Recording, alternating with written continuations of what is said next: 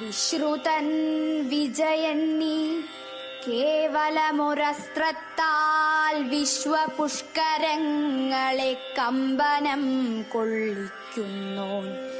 എങ്കിലുമൊരു വനവേടന്റെ ഔദാര്യക്കാലെന്തിനിന്നേരത്ത് ഉഴിഞ്ഞിടുന്നു കിതപ്പോടെ.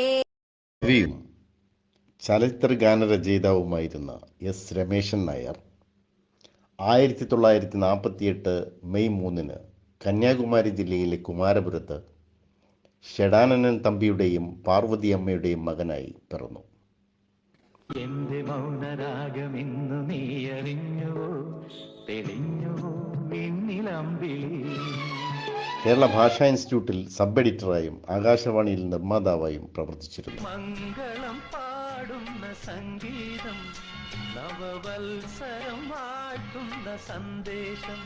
1985 പുറത്തിറങ്ങിയ 10-ാം ഉദയം എന്ന ചിത്രത്തിലെ ഗാനങ്ങൾ രചിച്ചുകൊണ്ടാണ് മലയാള ചലച്ചിത്ര ഗാനരംഗത്തേക്ക് രമേശൻ നായർ പ്രവേശിക്കുന്നത്. ഏകദേശം 450ഓളം ഗാനങ്ങൾ ഇദ്ദേഹം രചിച്ചു.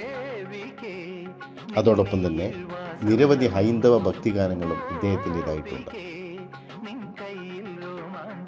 2010 കേരള സാഹിത്യ അക്കാദമിയുടെ സമഗ്ര സംഭാവനയ്ക്കുള്ള പുരസ്കാരവും 6-ാം വെണ്ണിക്കുളം സ്മാരക പുരസ്കാരവും ആശാൻ പുരസ്കാരവും രമേശൻ നായർക്ക് ലഭിച്ചിട്ടുണ്ട്.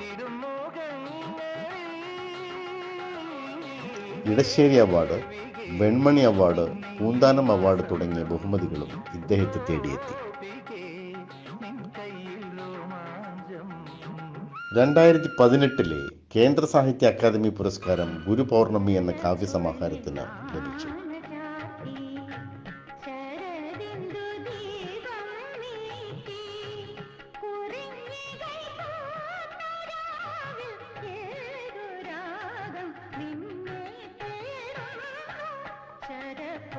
ഒരു റേഡിയോ നാടക രചനയുടെ പേരിൽ അൻഡമാനിലേക്ക് നാടുകടത്തപ്പെട്ട നാടകൃത്ത് കൂടിയാണ് കവി എസ് രമേശൻ നായർ.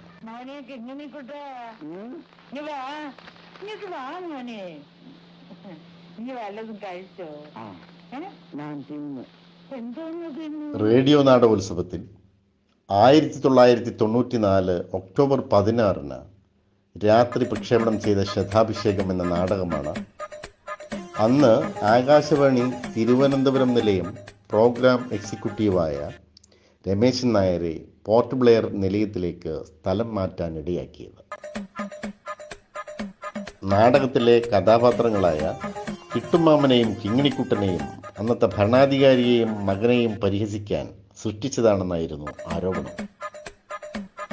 സ്വേച്ഛാധിപത്യ സ്വഭാവമുള്ള കാരണവരും ബുദ്ധിക്കുറവുള്ള അനന്തരവനുമായിരുന്നു ഈ കഥാപാത്രങ്ങൾ. വിവാദമായതോടെ അന്വേഷിക്കാൻ ആകാശവാണി ഡയറക്ടർ ജനറൽ ഉത്തരവിട്ടു.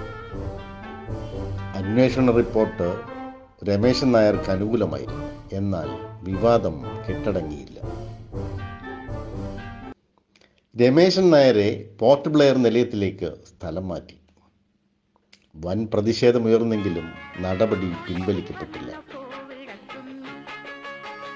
പക്ഷേ അദ്ദേഹം പോർട്ട് ബ്ലെയറിൽ പോയില്ല.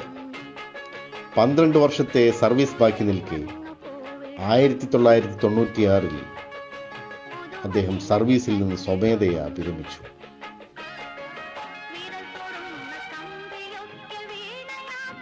നാടകം പിന്നീട് പുസ്തകമായി ഇറങ്ങി. പല എഡിഷനിലായി ഒട്ടേറെ കോപ്പികൾ വിൽക്കപ്പെട്ടു. കോവിഡ് ബാധിതനായി ചികിത്സയിലിരിക്കെ 2021 ജൂൺ 18 തൻ്റെ 73-ാം വയസ്സിൽ രമേശൻ നായർ യാത്രയായി.